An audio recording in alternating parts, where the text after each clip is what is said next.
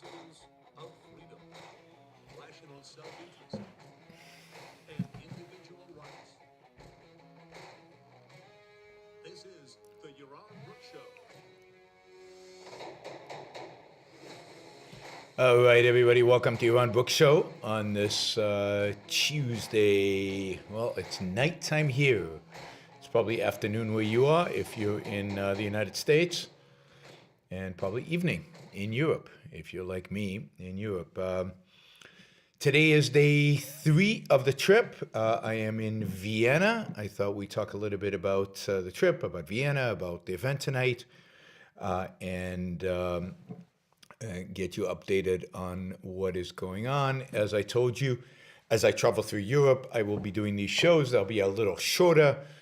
They'll be less maybe thematic, but hopefully they still present a value to all of you guys. I'll remind you, and part of what we'll talk about today is the future of the right, because that came up today in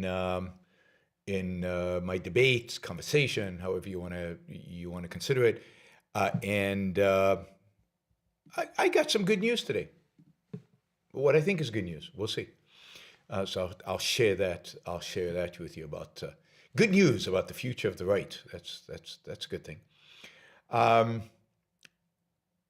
Let's see. As you know, Super Chat is open, is available. I don't think we have anybody here to kind of cheer you on and promote the Super Chat and encourage you to contribute, but I am here to answer your questions. So please use the Super Chat feature for me to be able to do that. How do you like, by the way, how do you like the look, the black background and everything? It's dramatic. It's nighttime here. Yeah. And I've got some light in front of me, so I think it looks pretty cool. Yes, so please use the Super Chat feature. Our target for 1 hour shows is, I don't know, $300-400. Let's say $400. We didn't quite make it yesterday, so hopefully we'll make it today. Maybe we can go over $400 today to make up for yesterday. But this is part of my attempt to make sure, I don't lose revenue while I'm traveling, so that we can keep providing you these quality shows, and we stay motivated and everything else. Let's see, what do we want to do here? Let me just catch up. Okay, so as I said, Super Chat is open. You can ask me about anything. Ask me about Ukraine, Russia. I've got a update on that as well. You can ask me about any topic in objectivism, history, economics, finance, whatever you guys want. That is available. Don't forget to like the show before you leave if you liked it. Don't forget, and this by the way applies to people who are not only live. Please like the show if you enjoy it. Don't forget, thank you, Jonathan. Really appreciate it. Jonathan gets us going with the Super Chat as always, or as usual. Not as always, but as usual. Don't forget to share the show if you like it. And of course, don't forget to subscribe if you're not a subscriber already. Anyway, I am in Vienna today. Yesterday we did a show. Where were we yesterday? Yesterday we did a show before the event. That's right. Yesterday we did a show before the event from Ghent in Belgium, and we did that in the afternoon. So haven't really talked about the event itself, I don't think, but it was a good event. We had a lot of students, a lot of people who were not familiar with Ayn Rand, a lot of what I call virgins, never heard the kind of stuff that I tell them, and it was good. There were probably about 35 students. It was a very young audience. I did my, not exactly morality of capitalism, but I did a talk on capitalism. Unfortunately, and it drives me crazy, how to drill this into all the groups that we do events for. They didn't videotape it, and it's like, it's such a it's such a waste to spend all the time and the effort and the money and the energy and everything and deliver a really good content. I thought yesterday was good, really good content, really good Q&A. And then it's gone. It's in the ether. It's disappeared. Anyway, we will get better at putting pressure on all these groups to make sure to videotape it. Tonight's event was definitely videotaped, and to maintain a record of it. And then you can also create short videos. But a short segment of the Q&A was recorded. You can find it on Twitter. It's about sweatshops. Hopefully you find it inspiring. Maybe we can make it go a little viral or something like that. We'll see. So some of it, some of it is available, will be available in the future. Hopefully we can get more stuff recorded. I think the next few events, tonight's events were recorded. I think the next couple of events are going to be recorded. So that's good. So you'll be able to watch them. Later. Anyway, the student group that sponsored the event last night was the kind of I think I told you this last time, but in Europe, the political parties have student or youth organizations, and this was the youth organization of the Liberal Party of Belgium. And it was kids that are interested in liberal politics and liberal economics. And remember, liberal in Europe means more like classical liberal. Not quite libertarian, but more similar to libertarian than kind of a leftist liberal, which is typically in America. So that's what these political parties mean. Again, I thought it was a really good event. We got a lot of people interested. A lot of people got some free books. Several of them said they would come to London to our conference in 2 weeks in London. So overall, I think a very successful event. Ghent, to be more accurate, is a beautiful little town, very quaint. Again, I think I said this yesterday, if you're traveling through the area, definitely drop into Ghent. Anyway, then today I drove from Ghent to Brussels, to the airport, then got on a plane, flew to Vienna. I am now in Vienna, and tonight we did Vienna. We'll talk about Vienna in a minute, but tonight I did an event at the Hayek Institute in Vienna. If you heard my harsh comments about Hayek yesterday at the event, I still love working with the Hayek Institute. It's good people. They put on great events. They're very friendly. And tonight I criticized Hayek at the Hayek Institute, and they're very open to having that debate and having that discussion. Anyway, Vienna is a pretty impressive place.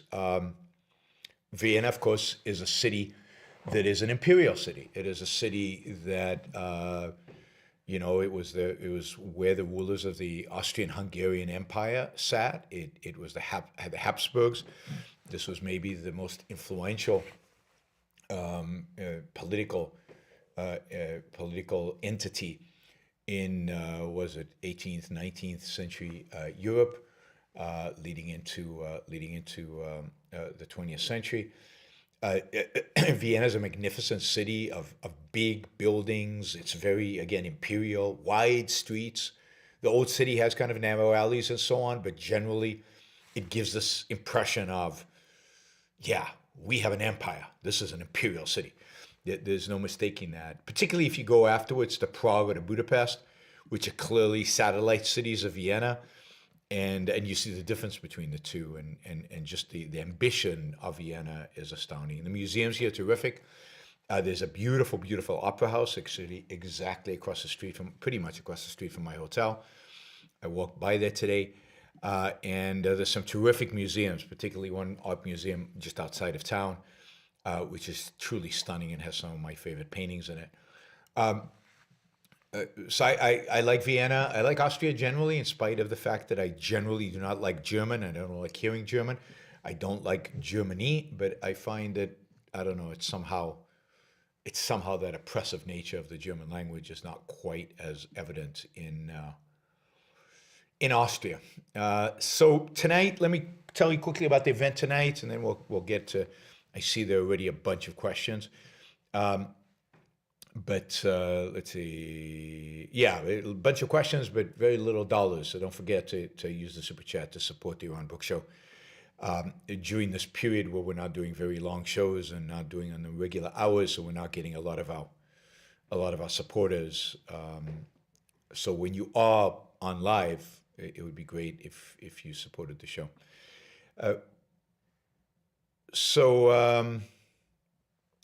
Yes, so tonight's event. So we did tonight's event at the Hayek Institute. It was a debate. It wasn't really a debate. It was more like a debate panel. And it was with me and John Fund. Now, I don't know how many of you know John Fund. Those of you who've been around for a while, I think, would recognize the name. He's an important intellectual within the conservative movement, leans more free market among the conservatives. He was a regular writer for the Wall Street Journal. He was, I'm pretty sure he was on the editorial board of the Wall Street Journal. He writes, he's interviewed regularly for Fox News. He is a well-known, conservative thinker, intellectual in the world out there. We've known each other for many years. Not really known each other, but we bump into each other all over the place at conferences, we've been on panels together before. But this is the first time it was just me and him on stage and an opportunity to really talk about ideas. The focus of the panel was, I guess, how do we escape the liberal echo chamber? And liberal here, I think, is more meant libertarian. How do we have an impact? How do the libertarian ideas, how do free market ideas, rather than libertarian ideas, how do these ideas have an impact on the world? How do we stop just talking to one another? How do we actually impact the world out there? I think we all agreed that at the end of the day, what we need, or at least I presented the case that what the free market has been missing, is a moral philosophical foundation. What the free market cause has been missing is idealism. What the free market cause has been missing is passion and an urgency around it, and that all of that can be provided by Ayn Rand. And I think that the great tragedy, the great intellectual tragedy, really of our time, is the fact that today's intellectuals, many of them free market intellectuals, brilliant people, don't take Ayn Rand seriously. And I've said this many times in the show, if Hayek and Friedman and Mises and people like that had taken Ayn Rand seriously and taken the role of philosophy seriously, understood the difference between philosophy and economics, and understood the crucial importance of morality and philosophy, the world would be a different place today. I mean, we would be winning, and we're behind by 50 years because these brilliant economists didn't take philosophy, didn't take morality, didn't take Ayn Rand seriously. And it's not easy to take Ayn Rand seriously in a sense that she's very demanding, and she's demanding that you question morality, and it came up today in the debate.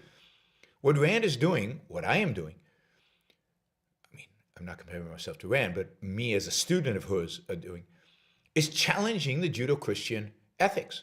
We're challenging Judeo-Christian culture. We're challenging what people perceive, I don't think it's true, but perceive as the very foundation of civilization. We're saying that if you continue on the path of the Judeo-Christian tradition, if you continue on the path of Judeo-Christian ethics, you will inevitably land up in the same place we are today, with collectivism on the rise, with nationalism, socialism, a bunch of collectivistic isms on the rise, and with freedom and individualism forgotten. Conventional morality, the Judeo-Christian morality, the morality of altruism, the morality of otherism, is the morality of collectivism. It is the morality of statism. It is the morality of fascism, socialism, all the isms that are disastrous to the cause for which we fight. So if we care about freedom, then we should be willing to question and rethink and challenge our moral and philosophical assumptions. And I tell groups, you don't even have to agree with Ayn Rand. Don't start with an agreement with Ayn Rand, but start with the recognition that altruism will not get you anywhere, that the Christian morality is incompatible with capitalism. And now let's talk about an alternative. And then you should consider Ayn Rand, argue with her, debate her, offer an alternative. But none of that has happened. Hayek, was conventional when it came to social thinking. I said that tonight. Some of the Hayek people didn't like it, but I said it tonight. Some of the students yesterday who were big Hayek fans didn't like it either.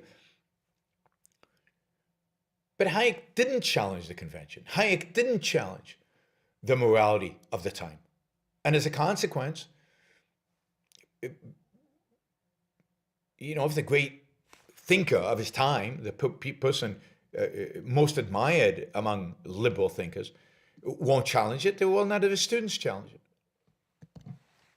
And as a consequence, what libertarians and what free market conservatives try to do is try to force altruism and capitalism to be consistent. Try to bring it somehow together. So we talked about this. I mean, John Fodder obviously doesn't agree with me, but it was interesting. He wouldn't really engage on the philosophical issues. He wouldn't really engage about Rand. He wouldn't really engage on the need for a robust philosophy. Indeed, after my opening statement where I said what we need is more Rand, he basically said, well, I'm not going to argue with Iran. I kind of agree with Iran. I mean, this is from John Fund. This is a big deal. But then we discussed kind of the state of politics in America, the state of the American right. And I'll just tell you, because I'll tell you right up front what I found to be the best news of the night. The best news of the night was John Fund, who is an insider within Republican policies, who's known Donald Trump for 30 years, who knows in depth kind of what is going on within the Republican Party and what the different machinations are and what the different programs are and what the different personalities are. John Fund basically said that he's willing to bet anything that Donald Trump will not be the nominee of the Republican Party for president in 2024. Now, just to hear John Fund say that was worth a trip to Vienna, because he made my day, right? Donald Trump will not be a candidate on the Republican side for president in 2024 was fantastic news if Fund is right. And there's every reason to believe he is right, just because, again, he knows these people, he knows the party, he knows the movers and shakers, he knows what's involved. I don't know that he knows who's going to be the nominee. He had some positive things to say about the governor of Florida. And we argued a little bit about that, but generally he had positive things to say about the governor of Florida, and he basically made the argument that Trumpism to a large extent is dead, and that yes, there are the national conservatives, and there's the alt-right, and there's the new right, the illiberal elements within the right. But he thought that they would not be dominant in the party, that they would not be a significant force, and that I don't know that he's right. I don't know that he's right. I hope he's right. I hope DeSantis is better than I think he is. I hope John Fund is right about DeSantis, and he's actually he says DeSantis is a Reagan, but who won't, in a sense, admit it. He's Reagan in terms of his policies and in terms of his views. I said, well, why does he do all these statist things? And he said, give me three things that DeSantis did that are statist. And I gave him three things. So he said, none of them are significant. I said, well, they're significant enough. If you want to know, the three things was, one, a law passed in Florida that basically penalized social media for banning politicians. Really? I mean, free speech? Of course you should be able to ban politicians. Second, the law that said that cruise ships private businesses could not require people to be vaccinated in order to board a cruise ship. Private businesses, they should be able to do whatever they want. And then the third one was, what was the third one? I gave a third one. And I actually had a fourth one, but what was the third one? Well, I mean, I don't think government should ban CRT. I think that if it's going to be banned, it should be banned by school districts. It's very dangerous when you get into the business of state government, state leadership at the state level, that the government tells school districts what they can and cannot teach. We'll see if DeSantis did well with COVID. I give him credit for that. Not as well as I'd like him to, but well in COVID. We will see. But again, fun was positive. He did not want to debate philosophy. He basically granted Ayn Rand the philosophical high ground. He granted me the philosophical high ground. That's pretty good when you get a senior person within the conservative movement basically giving you that. Now, this one was recorded, so you will be able to see it, and you will be able to see the exchange. The other good piece of good news from him, again, who knows if he's right, but if he's right, is that he believes within 2 to 3 weeks the war in Ukraine will be over, that they'll cut some kind of a deal, and that Putin will realize that it's not in his interest to continue the war, and he'll cut some kind of deal. The Ukrainians will have to give up some stuff, and the bloodshed will be over. Depending on what kind of deal they cut, that will determine whether that's a good thing or a bad thing. But it would be good if we could eliminate the bloodshed. DeSantis helped end COVID? DeSantis didn't help end COVID. Give me a break.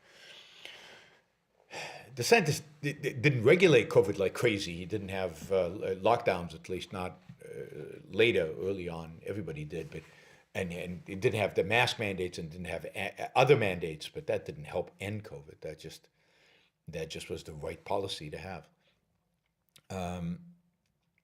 So it was a good event, good discussion. This is interesting. Scott, you will be interested in this.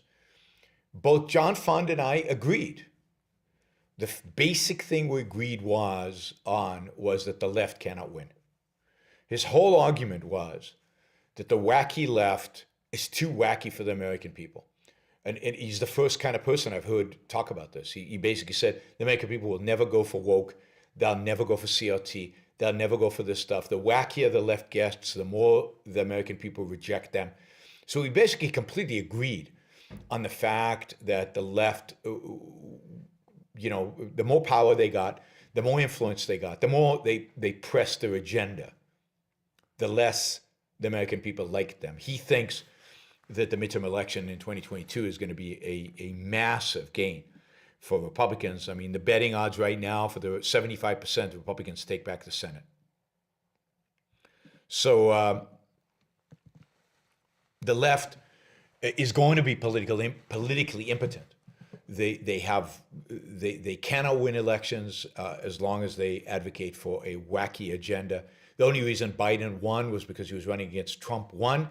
And second, it was because he ran as a moderate. If he'd run on CRT, if he'd run on woke, if he'd run on the rest of the wacky left agenda, he would have never won. And you can see it right now. You can see it in the fact that today it was announced that they're going to have to withdraw his nominee for the Federal Reserve. Not for the Federal Reserve. What am I talking about? His nominee for the Fed. Yeah, for the Federal Reserve. And why is because she wants to include in bank regulations and bank capital control, she wants to include climate change.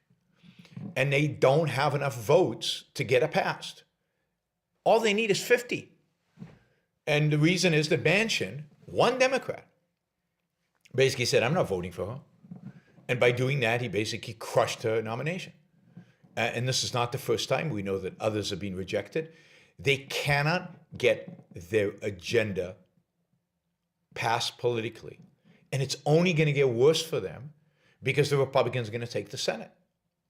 So I said the threat was not the left. I've told you this over and over again, that the threat, the immediate threat, the political threat was not the left, that the political threat I thought was from the right. Now, he didn't agree with that, but the political threat was from collectivism, whether that collectivism is right or centrist or whatever, that the wacky left can't win. And in a sense, by wrapping themselves around the flag, the wacky right has a much better chance of winning. And I think he agreed with most of that. One other positive element, and then I'll give you an update on Ukraine and Russia. The one other positive element I thought was that before I said anything, John Fund basically said, we need to scrap this whole right versus left. There is no right versus left. There's authoritarianism versus freedom, or something like that, that he expressed. Wes, thank you for the support. $50, I really, really appreciate it. Guys, yeah, we'll get to that in a minute. So he brought it up. He said it's up versus down. Up versus being freedom, down versus up versus freedom, down is authoritarianism. And he said that's the way it should be, right? That's the way it should be. And I agree with that. I agree with that. To hell with left versus right. And then I proposed the idea of the spectrum being individualism versus collectivism, which I've talked to you many times about, and that there's a variety of different collectivisms, and some collectivisms associate today with the right, and some collectivisms associate with the left. And he completely agreed with that. So I thought that was terrific. If we can agree, if we can start getting people to think about the political spectrum really being left versus, not being left versus right, but being collectivism versus individualism, if we can get them away from viewing the right as necessarily pro-individual rights, because they're not. If we can get that package deal unpackaged and associate everybody who's a collectivist with collectivism, the Nazis are different than the communists, and they're the same. They're the same in terms of the pure collectivists, and they're different in terms of how they implement it. The Nazis are collectivists of the right, and the communists are collectivists of the left. Why is that a problem? And we are not on that spectrum. We are on the individualist spectrum. We are individualists versus all of their collectivism. Anyway, so I thought that was very positive. The fact that we got that he recognizes that. Again, this is a guy who writes regularly for the Wall Street Journal. He writes for, right now, he primarily writes for the National Review, and he's obviously,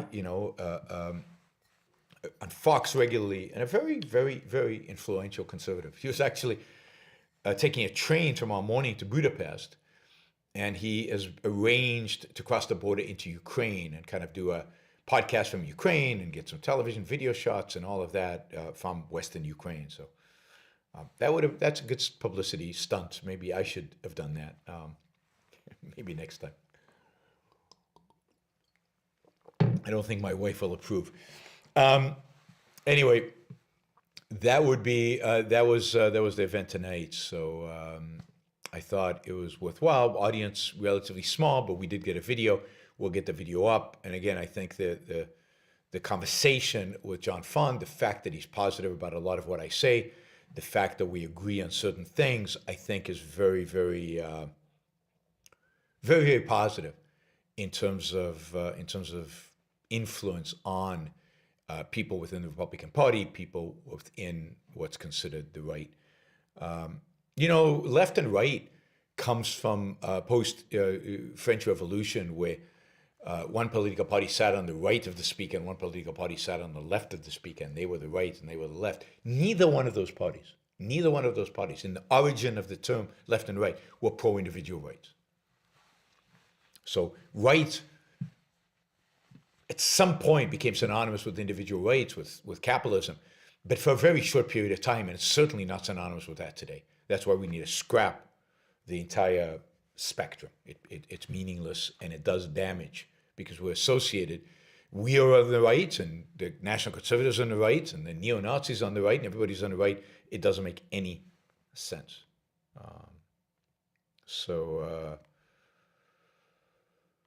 All right. So that is where we are. A little bit about tomorrow. The next day, tomorrow, I will be I'm flying to Paris. Then I'll rent a car, and the event is at a university in Reims. I don't think that's how you pronounce it, R-E-I-M-S. The French pronunciation is definitely different, but it is in this area at Reims. It's students. They've invited me. I've given a talk to them virtually. It will now be open to the public. It will just be the student group. It should be a good audience. It was when we did it virtually. We're talking about capitalism and we're talking about altruism. So it'll be a lot of fun, and I'll do a presentation, and there's a lot of Q&A. So I'll let you know how that goes. And then on Thursday, I'll be in Edinburgh. So I fly to Edinburgh, and in Edinburgh, this one I'm a little worried about, because I haven't really had the time to prep. I was supposed to prep today and didn't have time, so I'll be prepping a lot for this one tomorrow. And this is going to be a talk on art. The talk is basically going to be, why is modern art not art? So what is art, and why is kind of modern art not qualified? And I'm hoping to have slides. One of the students there prepared a bunch of slides for me. So I'm hoping to have examples of art, what isn't art. Albert, thank you. Thank you. It's good to see you from Spain. The nice thing about these shows is I think we can get more Europeans viewers, because in terms of the time of day, it's more kind of more appropriate for them. So we'll be doing this talk on art. That'll be on Thursday in Edinburgh. Of course, if any of you are in Edinburgh, you're invited to come. The event is on Facebook. You can find it.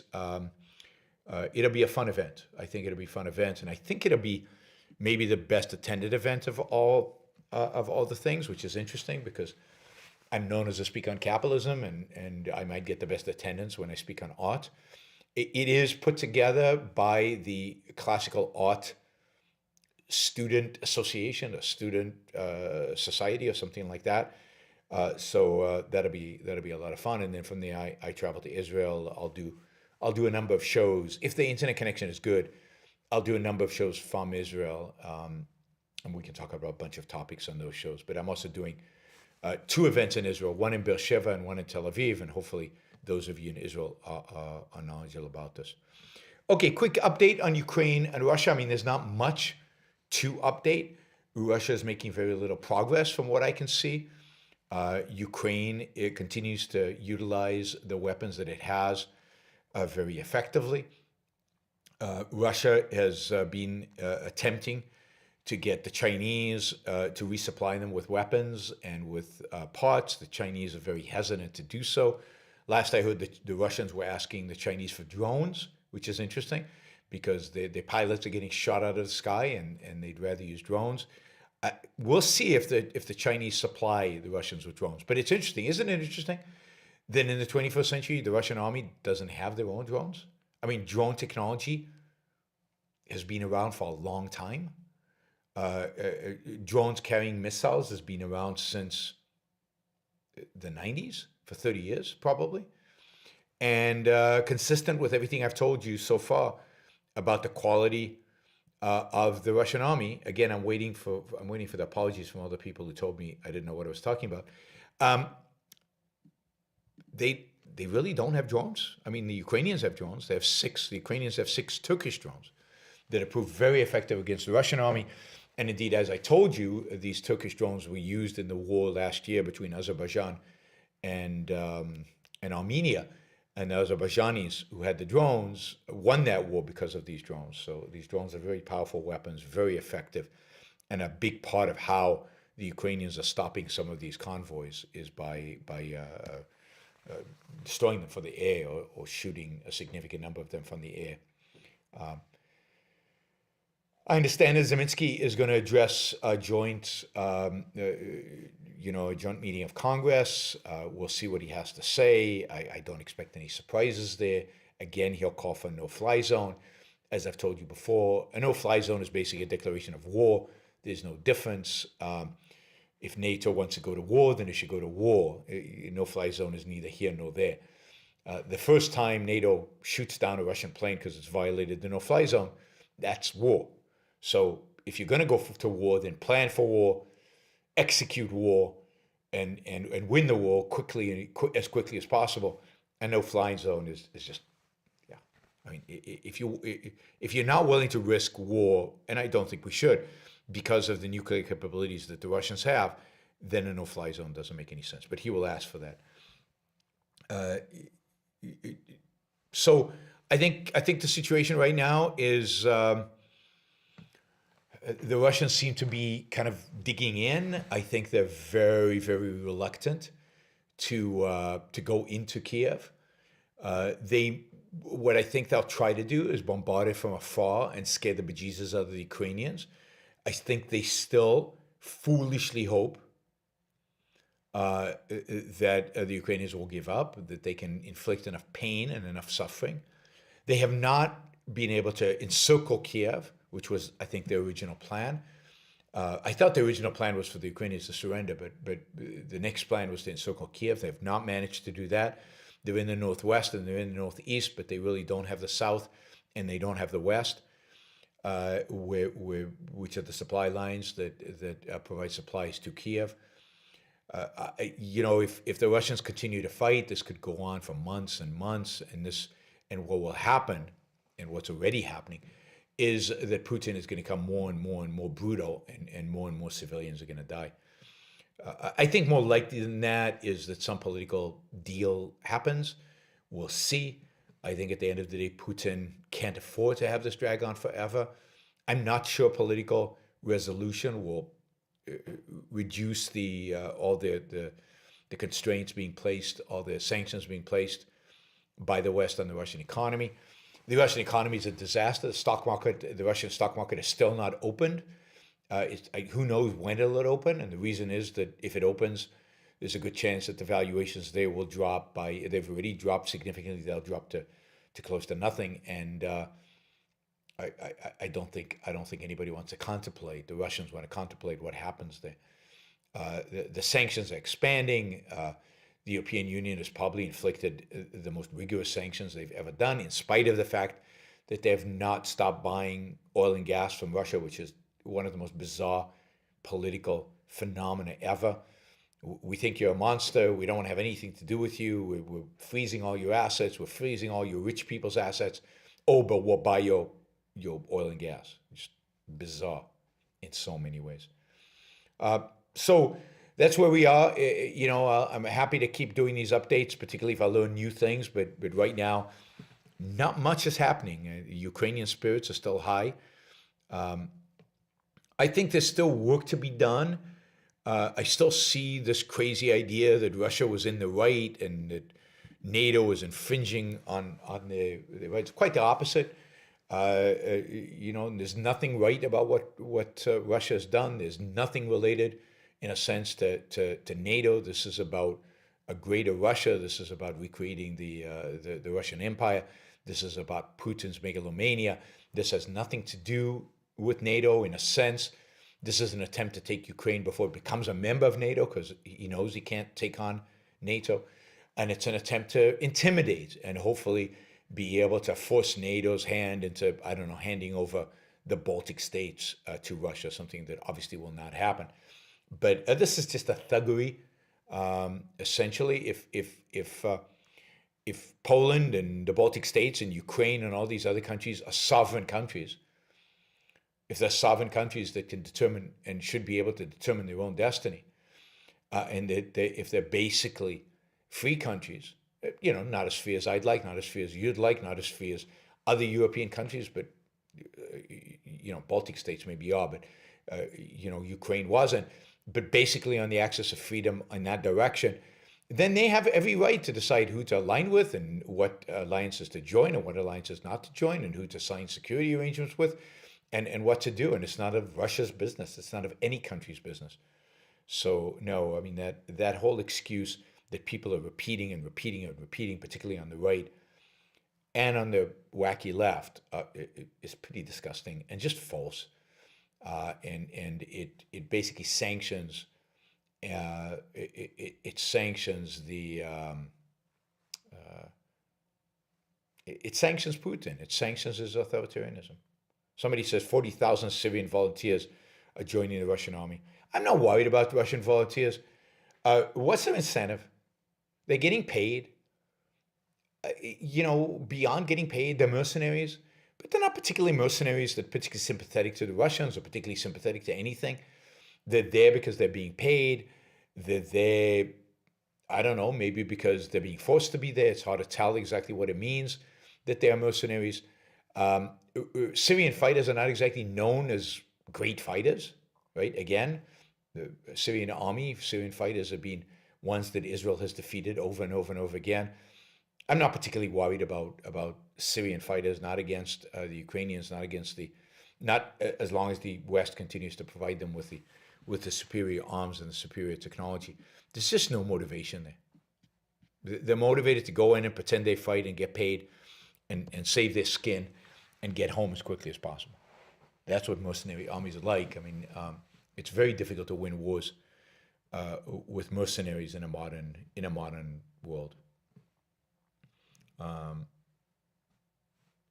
Yeah, and I don't think there are 40,000 Syrian volunteers. I mean, I think it's ridiculous. You know, maybe they're 5,000, maybe they're 10,000. There's not 40,000. 40,000 fighters from Syria? No.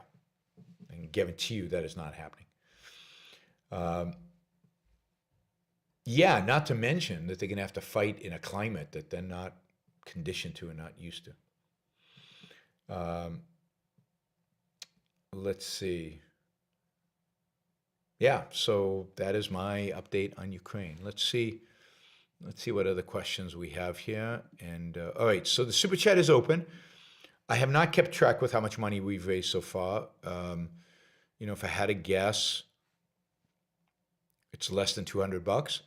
So we're a little far off from the goals that I've set for these shows. You know, an hour of my time in the middle of the night here. It's 10:42. So if you're enjoying these shows, if you want me to continue to doing the travelogues while I travel through Europe, please show your support through the super chat. Let's try to get to $400 and make this worthwhile and make it so my opportunity cost for being in Europe is not too high by giving up the $600+ that I usually get on a super chat on a regular show. All right, let's see. $20 questions. Tessa says, thank you for everything you do, including the book recommendation. I'm reading book recommendations. I'm reading Walter Isaacson's Leonardo. Wow. I never realized how mind-blowing brilliant he was. Centuries ahead of his time. He truly was a really phenomenal person. And it's a well-written book. So I very much enjoyed Walter Isaacson's Leonardo. And a whole new appreciation. I always thought Leonardo was a genius, but a whole new appreciation for his brilliance and for what he did and how ahead of his time in almost every field that he touched was. Did I tell you yesterday about the Finnish guy I talked to? I had a conversation yesterday with a friend in Finland who's in Helsinki right now, and he's basically saying, yeah, we're ready for the Russians. We've been preparing for 80 years. We could take them on. We could defeat them. No contest. We did it in 1939, and we would do it again, and we would do it today. And they have the technology. They have the weapon systems. They are trained. They are ready. And if Putin makes the mistake of going after Finland, he is toast. And of course, Finland is not a NATO country, but his invasion of Ukraine has increased the odds that they will become a NATO country significantly. Travis, thank you. Really appreciate it. Ryan, thank you. Appreciate it. Let's see. Jennifer says, Bill Maher was on Shapiro's show. He actually said communism was a bad thing. I think he is one of those old school liberals, not as bad as the younger ones. Absolutely. I mean, Bill Maher has always been better. There's a bunch of these guys who are kind of more old school. They hate communism. They just want higher taxes and a bigger welfare state. They want us to be more like Denmark. But Bill Maher also doesn't buy into the woke. He doesn't believe in the restrictions on free speech that so many of these young people have. Again, one of the things that's happening on the left, and one of the things that makes the left less of a threat, is that the left is eating its own. I thought Bill Maher was pretty good on 9/11 too. I mean, he didn't buy into this Islamophobia nonsense, and he was pretty tough on Islam, and did, I thought, a really good job. So it's not that Bill Maher suddenly came around. He's been better for a long time. Let's see. Thomas asked, I'm absolutely not trying to make a moral equivalent arguments here, but if a country did to us what we're doing to Russia, supplying weapons, attacking the financial system, etc., wouldn't we consider it an act of war? Yes, it is an act of war. I mean, luckily, Russia doesn't consider it an act of war, and certainly not an act of war worthy of using nukes against us. But it is an act of war, and good, right? They deserve it. So I think it's absolutely right what we're doing. Russia is an enemy. We should be boycotting them. They can easily perceive that boycott as an act of war. Let them. What are they going to do about it? They can't do anything about it. That's the point. And that's why it's so cool to be the strongest military power in the world. That's why it's so cool to be a military power that nobody can touch and everybody's afraid of.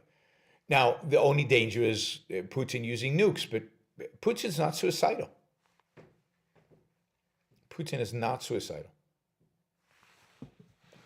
So I think that the probability of nukes is very, very low, right? I mean, Russia has violated all, let's call them international norms, all the principles of a peaceful society. It has violated the rights of a neighboring country. It has invaded a neighboring country. It's destroyed their sovereignty. And given that, Russia is owed zilch, nothing. Whether the United States goes to actual war with Russia or not is more a question of, is it in America's interest to go to war with Russia? And I think given the circumstances, the answer is no. But we have every right to go to war. We have every right to eliminate Putin. I mean, I know some people were kidding, let's put a bounty on Putin's head. I mean, that won't happen because, unfortunately, the United States has laws against that. But yeah, one way to solve this problem is to just shoot Putin. You know, hire a gunslinger and send him over and kill the guy. And I think whoever replaces him would cut a deal with the Ukrainians. I think that's the cleanest, easiest solution. But of course, nobody will say that. Nobody will say that, right? Nobody will do it because there's this, you don't kill foreign leaders, you don't kill politicians, you kill the civilians, you kill soldiers, but you don't kill the leaders. Why don't you kill the leaders? Israel does the same thing. It doesn't kill the political leaders of Hamas. Why? They're just as morally responsible as anybody else, more so. Adam, thank you. That $50, that goes a long way to getting us to our goal. I have no idea where we are relative to the goal, but I'm sure $50 helps us. Well, probably, I don't know, 250, maybe. I don't know, not sure. Anyway, so yes, I think Russia should consider it an act of war and think about whether they want to push this and make this even more of a war, because they would lose big time. Gail asks, how much blood do you think America can tolerate in Ukraine before their altruism takes over in this war? I think the only reason that altruism will not take over in a sense of sending Americans to fight is the fact that Putin has nuclear weapons. I think if he didn't have nuclear weapons, I don't think it would take long for the U.S. to go and intervene and go in and participate, just like we did. I mean, think about it. Under the Clinton administration, we went to war with Serbia to protect Kosovo because of what the Serbians were doing. And Serbia was a lot less aggressive than Russia. The only reason we are not participating in the Ukraine-Russian war, the only reason. And I thought, by the way, that was wrong. I was anti the U.S. intervening in Serbia. And I think the only reason we're not doing that today,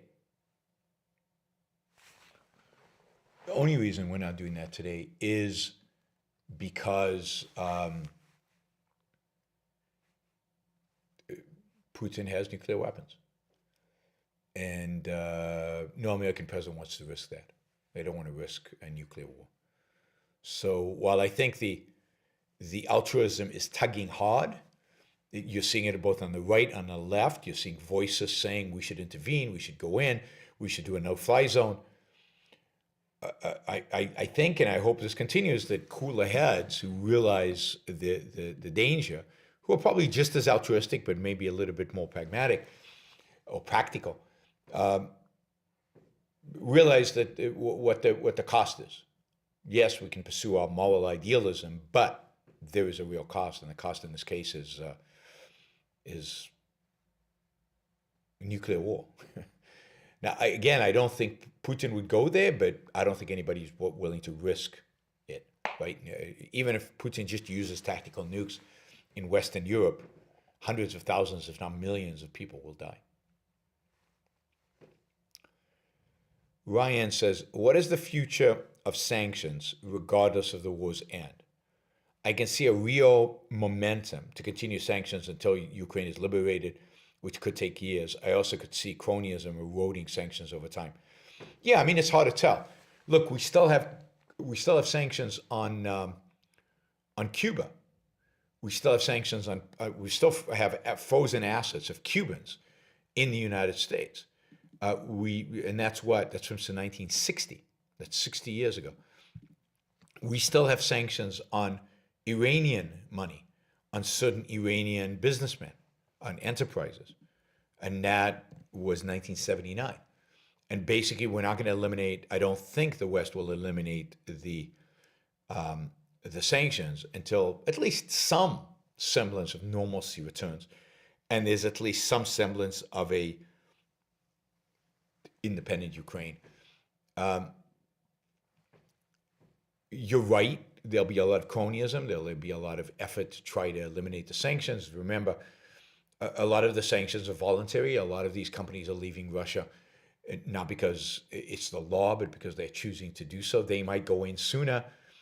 It really is hard to tell. I mean, and to some extent, it's surprising the extent of the sanctions that we got. So it's a little hard to tell how vigilant they're going to be in keeping them until Ukraine is liberated. But we could see sanctions for many, many, many years, because it's likely that if there's no deal, that Russia has to occupy Ukraine for many, many, many years.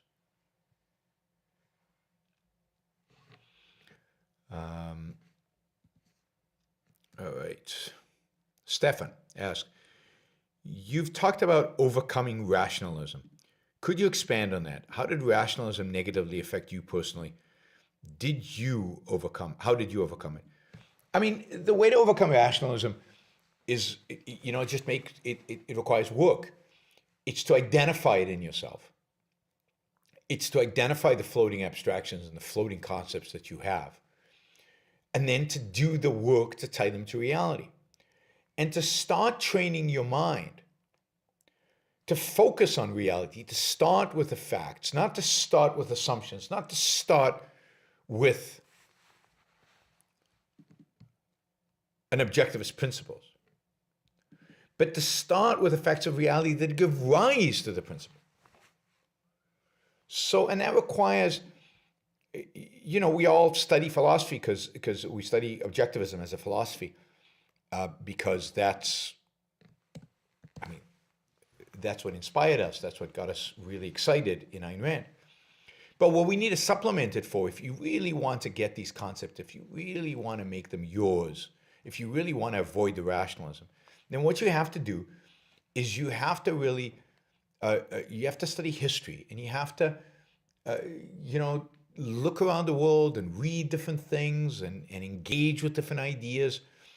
But you have to experience life either through the study of history, the study of current events, or just living, and constantly look for, how do these facts relate to my abstractions? How do these abstractions relate to these facts? Constantly be working up and down.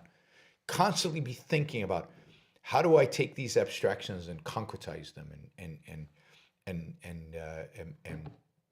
show them in reality? So it's that connection between abstraction and the concrete that is lacking in rationalists, and you have to overcome in order to overcome rationalism. And it's just work. It's work. It's not like impossible. It's not really hard. You just think about some idea in objectivism, and then you try to, and you can practice this. You think about take any principle in objectivism, any idea in objectivism, and say, okay, what do I know about reality that confirms this? What do I know about reality that might have led Ayn Rand to formulate it, this principle? And the more you do that, and the more you start seeing the principle in reality, the principle being applied in reality, the less rationalistic you are. And it takes time. It takes time. It takes experience because you have to know a lot. And you have to, Ayn Rand used to send Leonard Peikoff to take walks, causality walks. Go see causality in the world out there. Don't hold it as an abstraction. Go actually see it. And you should take rationalism walks. You should take walks in which you observe, in which you look for evidence of the principles that you hold philosophically.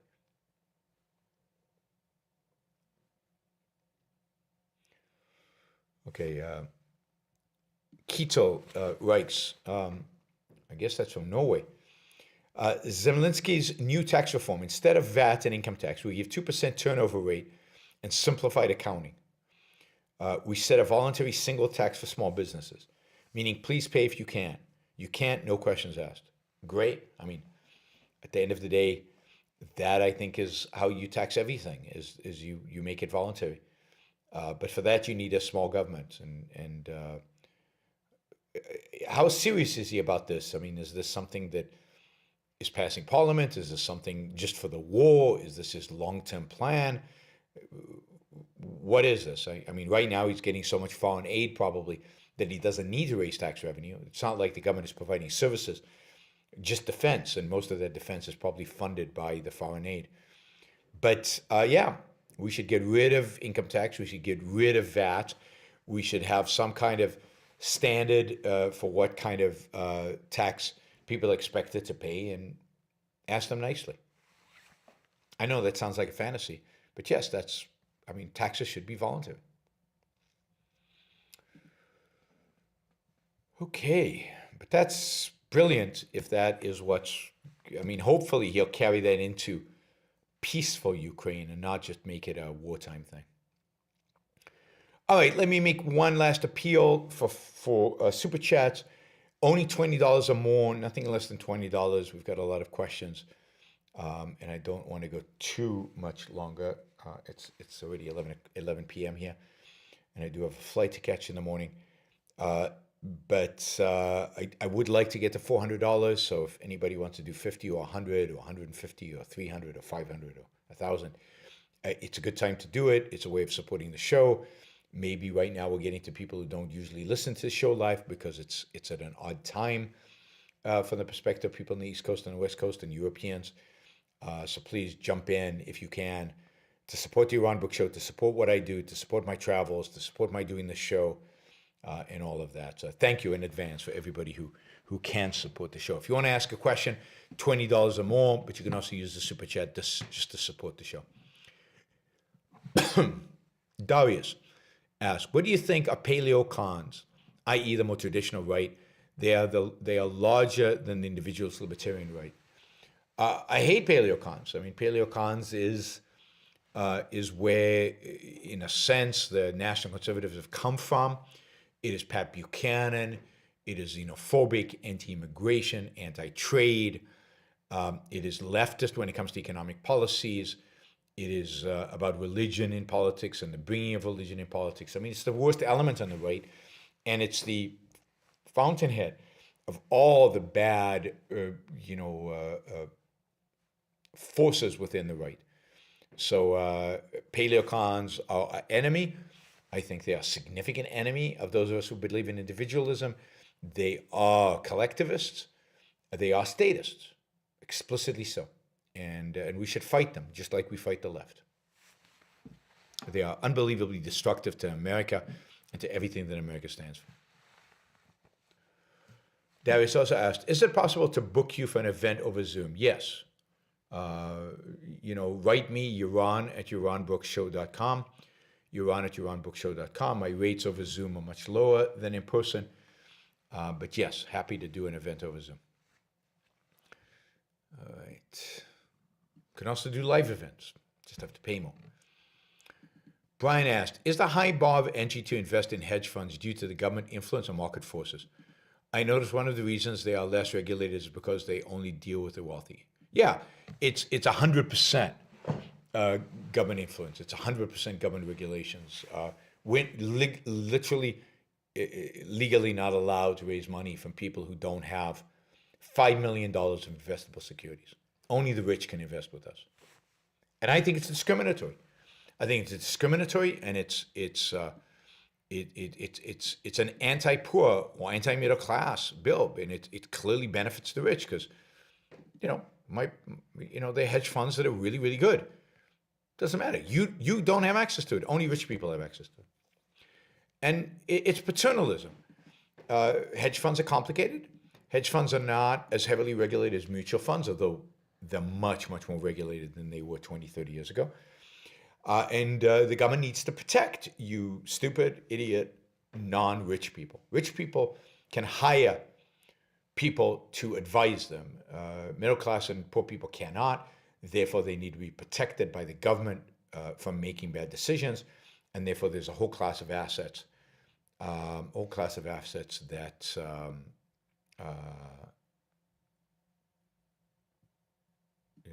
again, a whole class of assets that they're ineligible to participate in, which is clearly discriminatory. This is not equality before the law. This is clearly discrimination against the middle class for the sake of the wealthy. And hedge funds, I don't mind raising money from people who are not super rich. $5 million of investable security. It's not even a net worth of $5 million. Like, your home is not investable security. Free Trade asks, in my IMO, the anti-fossil fuel, green climate, EV, solar, wind movement caused the EU energy crisis, and the resultant dependence on foreign gas likely emboldened Putin in his decision to attack UK. Thoughts? Absolutely, no question about it. The anti-fossil fuel movement, the closing down of the nuclear power plants, the whole green movement, the whole climate change hysteria is one of the reasons that Europe is, and the anti-fracking, right? Like, the UK has tons of natural gas. They just need to use fracking to get to it. Much of Central Europe also has natural gas, but you need to frack, but they're against fracking. We put solar panels in Germany when the sun doesn't shine. That's incredibly disastrous and leads to complete dependence on foreign natural gas. And then that emboldened Putin. He thought he had Europe by the balls. And as a consequence, that they would never penalize him. It turns out that he's being held by the balls too, because while Europe can't afford to stop buying gas from Russia, Russia can't afford to stop selling gas to Europe. So there's mutual dependence when it comes to energy. But it's more than that. It's much worse, Free Trade. The fact is that it's the Russians for decades, that have been funding the anti-fossil fuel movement in the West. It's the Russians who've been funding the climate change and the Greens. So it's the Russians who have been funding movements that, in a sense, create the European dependency on Russian natural gas. That's the real revelation coming out these days. Hopefully, people in Europe will start waking up, start realizing that this crisis is an artificial crisis created by a leftist ideology that is promoted and advocated for by the Russians. That this is Putin's scheme. It was the left scheme was as being to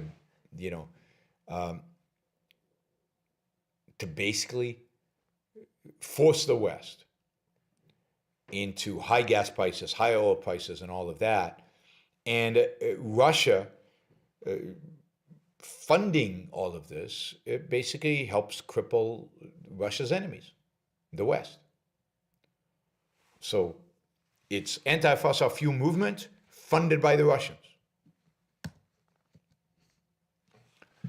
Michael asked, the future of the right is objectivism. Well, the future of individualism is objectivism. I'm not sure. I don't think that's right or left. Does Russia still have gulags? No, not in the sense that you had gulags in the Soviet Union. Is an unhealthy body a sign of mental weakness? Well, it depends on why you're unhealthy. So no, it's not. But it depends on why you're unhealthy. Are you unhealthy because you refuse to take care of yourself? That's mental weakness. Are you unhealthy because, I don't know, you have some freak cancer, you have some freak thing happen to you that makes you unhealthy? That has nothing to do with your mental weakness. That has to do with your biology. Micah says, since you only have to live 6 months and a day in PR to get the tax break, couldn't you live on the mainland the other half of the year? I could. If I lived in California, they would come after my money, so I'd have to live in somewhere like Florida or Texas. But I could do that. It's expensive. The work that I did during the 6 months, let's say I was in Florida and I worked in Florida, I would owe federal taxes on that, so it would use my tax savings. It's expensive to have two homes. I thought I would spend a significant time in California, but it turned out California will penalize if you do that, and it turned out that it wasn't necessary. I quite enjoy living a significant amount of time in Puerto Rico and then traveling the rest of the time and not having a second home. That's probably what we're going to keep doing. All right, James asks, what are your thoughts on Barbarians at the Gate? Is there another movie you recommend to showcase the benefits of private equity? It appears private equity has a lot of opportunity to expand across the globe, same as hedge funds. Yeah, private equity certainly has opportunities across the board, although it's already a huge industry as a hedge funds. I don't know the opportunities for hedge funds. A lot of it depends on kind of the financial education of the investors. But Barbarians at the Gate is an awful movie. It's an awful book. It's a mischaracterization of the actual story of actually what happened with Nabisco. It has a very anti-capitalist point of view and very anti-hostile takeover point of view. So it's Barbarians. Who are the Barbarians? The Barbarians are the financiers. The Barbarians are the private equity guys. So I don't like that book at all. I don't like the movie. The best movie on private equity, the best movie on finance that I know of, is Other People's Money. Other People's Money with Danny DeVito and Gregory Peck is a brilliant movie illustrating what happens in Barbarians at the Gate, but presenting it in an objective perspective, and I think therefore positive perspective. Okay, Howard Gray writes, useful idiots point to Ukrainian neo-Nazi slaughtering Russians, mirroring Putin propaganda. We never hear this in the mainstream news. Any truth to this? No, I mean, were there neo-Nazis in Ukraine? Sure. Are there neo-Nazis in Russia? Absolutely. Neo-Nazis do exist there. Did neo-Nazis kill Russians in some of the fighting in eastern Ukraine? Probably. There's the neo-Nazi brigade, the Azov. How many of the people in the Azov brigade are actually neo-Nazis is unclear. Very few, I think. But but the fact is that it's a small, tiny minority within Ukraine. They have no influence in the Ukrainian government. They have no seats in the Ukrainian government. The president of Ukraine is a Jew who's for the most part a liberal. He's not a Nazi. It's one brigade in the south of Ukraine, and even them, we don't know how many of them are actual neo-Nazis and how many of them are just people who joined in order to defend Ukraine against the Russians. And did Ukrainians kill Russians? I'm sure. Did Russians kill Ukrainians? I'm sure. But to view this in kind of a one-sided, non-objective sense, unfortunately, that's what happens today. That's what's done on social media, and that's what's done more broadly. So it's kind of sad. Jeremy asked, was there a debate about the Iraq War and the objectivist movement? How did it go? Yeah, I think there was. Some people were more favorable towards the Iraq War. Some people less favorable. Some people thought that it was the wrong war, that war was necessary, but it was the wrong war. That was my thinking. The war was necessary after 9/11, but not with Iraq, but with Iran, and that Iraq was probably going to be a disaster, and it turned into a disaster. I actually was very critical of the war in Iraq, as was Leonard Peikoff, but it was like, we got to do something, and we won't do the right thing, so we should do this. Now, looking back, that was probably bad reasoning, and we probably should have stayed out of Iraq completely. But that would have been completely defeatist too. So there was no good outcome unless you're willing to do the right thing, which in the case of post-2001 was to go to war, but to go to war to win with Iran and puts the Saudis in their place. But since we didn't engage in that war, maybe we shouldn't have engaged in any war. It's hard to, looking back, we probably should have just stayed home. Ragnar's Razor asks, in the future, Visa and MasterCard go full BDS and cut off financial services to Israel. Would you regret advocating private corporations' right to terminate anyone in any country for any reason? No, because it would still be true. They still have a right to do it. So the fact that they do it wrongly, the fact that they would do it unjustly, the fact that they would do it on a country that doesn't deserve it, doesn't change the fact that it's right. So no, I would not change my views. You don't change your views based on whether the outcome is favorable to you or not. You go by what is right. And I have no right to tell Visa who they can and cannot trade with, who they can and cannot communicate with. Now, I'd like to see Visa and MasterCard be completely unregulated, but then I'd like to see a lot of things happen and be completely regulated. The fact that government regulates Visa and MasterCard doesn't give any of us the right to decide who they can sanction and who they can't sanction. They should make up their mind. They should make it a decision internally. Politicians should stay out of it completely, and that should be the message we present.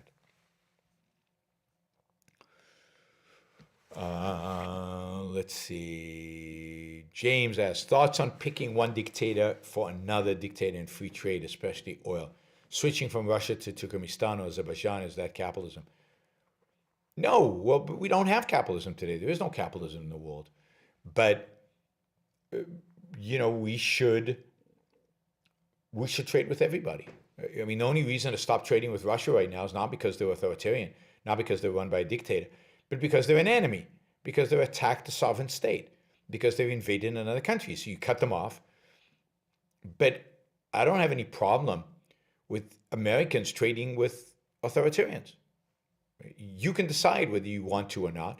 You can decide whether it's necessary or not. Again, countries don't trade. Individuals do. You get to decide. American oil companies get to decide whether they want to buy from Turkmenistan or Azerbaijan. The only time the government gets involved is when a country is a threat to the lives of property and Americans.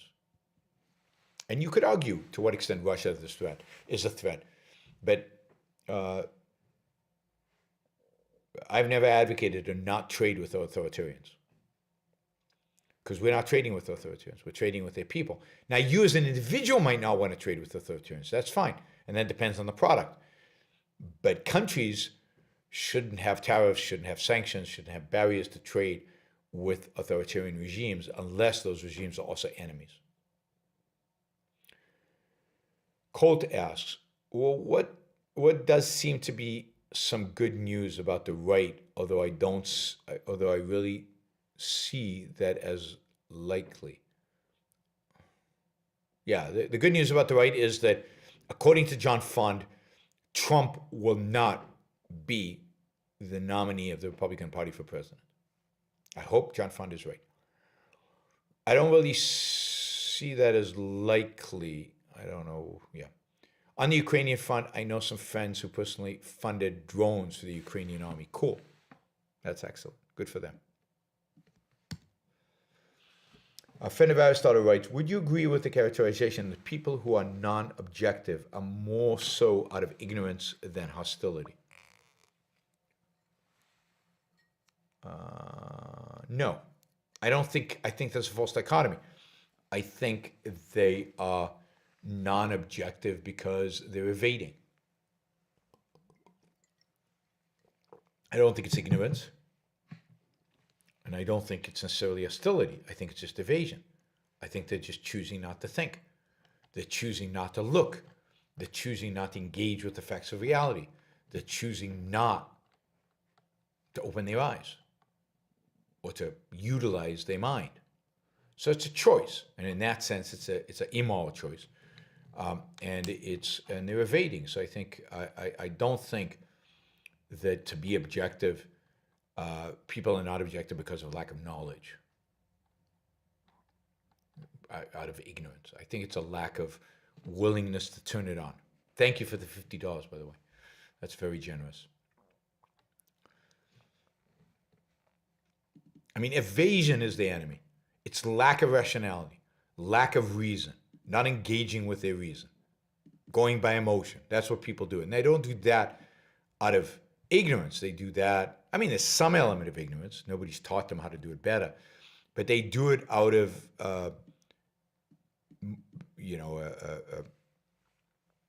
evasion, out of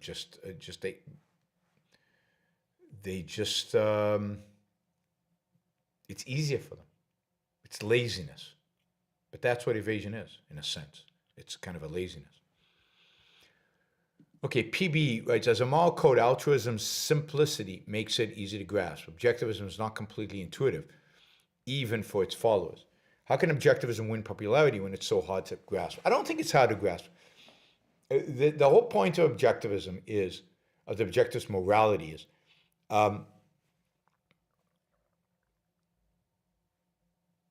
live a life that is consistent with your nature as a human being. Live a life that maximizes your ability to gain your values, your rational values. So you don't even have to get into all the technicalities of ethics to basically tell people, live with a capital L, live a full life, live a complete life, make the most of your life, live the best damn life you can. Don't exploit other people. You know, it's like Galt's all oath. Don't ask other people to live for you. Don't live for other people. Just live for yourself. And really think about what living for yourself is, and whatever level of thinking you can muster for yourself. You don't have to be a genius for this. You don't have to be all-knowing for this. You don't have to be a philosopher for this. All you have to get out of it is be an egoist, or be a rational egoist. Think long-term. It's the only kind of thinking. But maybe you have to be explicit about it's long-term. It's rational. Self-interest. Think about yourself. Focus on your own values, on your own happiness. Shko from the whatever asks, I took half of my portfolio and bought gold option call options. Doubled its value now. Sell or hold. Do you think Fed is manipulating the price of gold with shorts? I don't think the Fed is manipulating the price of gold. I don't think they care that much about the price of gold. I don't know. The price of gold has gone up to 1900 and something. It toyed with 2000, but it's come down since then. I would sell. I don't believe in buying call options, particularly half of your portfolio. You've doubled half of your portfolio. Get out. You've made a lot of money. Get out. I don't know how far gold will go. It depends on how aggressive the Fed gets in raising interest rates. If the Fed gets very aggressive in raising interest rates, gold could plummet, and you don't want to lose everything that you gained. General rule, if you've doubled your money, get out. I mean, I know people with Bitcoin would be pissed off at me because they miss out on becoming gazillionaires, but that's why I will never be a gazillionaire from investing, because I do not invest in things that just go up like crazy. If I double my money, I get out. Yeah, oil is dropping because people are discovering, as I've told you, that oil is a global market, and the fact that Russia's off the oil market, it's not. It's just selling to different players. The supply of oil has not shrunk, and it doesn't look like it's going to shrink, and that's why oil prices are coming down. Expectation of future prices are coming down. Okay, not last question. It's almost last. Oh, well, let's take Colt's. Almost last question. Colt says, sorry to clarify what I said earlier, is that I don't really see how Trump can't be the nominee. I just know so many people that still adore and despise all the garbage that still that still prefer him over Hawley, that dude sucks. Yeah, I mean, I agree with you. I fear that Donald Trump will be the nominee. I'm just saying John Fond, who is an insider, who knows these kind of things, who is a mover and shaker within Republican politics, and has talked to Donald Trump himself and knows Donald Trump and has followed Donald Trump for 30 years. John Fond doesn't think he'll be the nominee. We'll see. Beyond that, I don't know. I'm just giving you intelligence from a knowledgeable guy, for whatever that is worth. And I don't know how much it's worth. Cobb will still support Trump. He will go to his grave supporting Trump, no matter how much of an moron Trump is. Cobb and others will support Trump to the end. I don't get it. I get, okay, Trump is better than Biden, but not wanting somebody better than Trump, not wanting anybody from the Republican Party who could actually beat Biden. The only person who could probably lose to Biden is Trump. He lost once. He could certainly lose again. It was good to hear John Fond say that Trump clearly lost the election, because John Fond has written a book about election fraud and election manipulation and unfree elections. He's an expert in the field. And if he thinks Trump actually lost, then yeah, Trump lost. Jacob writes, on Russia funding the Greens, how would we know about it in a free market with no laws requiring a disclosure of funding? We wouldn't. In a free market, it wouldn't matter that much, because in a free market, government wouldn't have any power over energy. It wouldn't be a call for the government. So the best way to fight the Greens with with Russian funding or without Russian funding is intellectual. The fact that Russia funding the Greens is not in itself an argument that they're wrong. It hopefully, given the war and everything else, will discredit them. But it's not an argument that they're wrong. The burden is still on us to fight them, right? That is to fight them intellectually. That is the fact. So no, in a free market we wouldn't know, and it's good we didn't know. We don't have to know these things. We wouldn't know who Soros funded. We wouldn't know who the Koch Foundation funded. We wouldn't know who any of you funded. All right. Thank you, everybody. Again, I'm not sure exactly where we are, but I maybe we reached $300. I don't know, but I appreciate it. We did almost go an hour and a half. So hour and a half shows are $600 shows. So we are lagging. We are lagging in terms of Super Chat. Not sure what we'll do about that. Maybe we need Catherine Mendez to be on here to rally the troops and to get you engaged and to get people to participate more.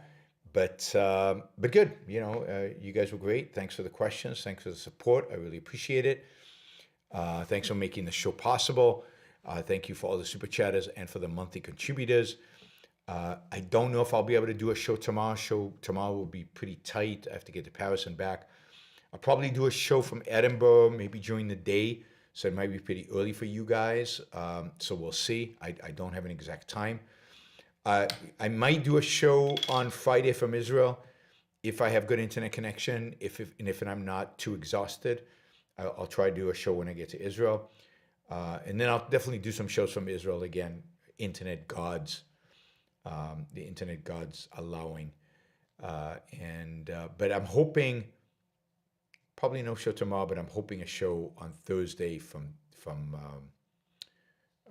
Edinburgh, but it'll be early. It'll be during the day sometime. All right, everybody. Thanks a lot. I will see you all maybe on Thursday, maybe on Friday. See you all soon. Don't forget to support the show at youronbookshow.com/support. That is my favorite way for you to support the show. And it's a predictable way. And I know there are many, many, many, many, many of you who watch the show on YouTube or listen to the show on the podcast who are not yet regular monthly supporters of the Your Own Book Show. So please become such. Don't forget to like the show before you leave. And oh, you can become a member in YouTube of the Yaron Brook Show.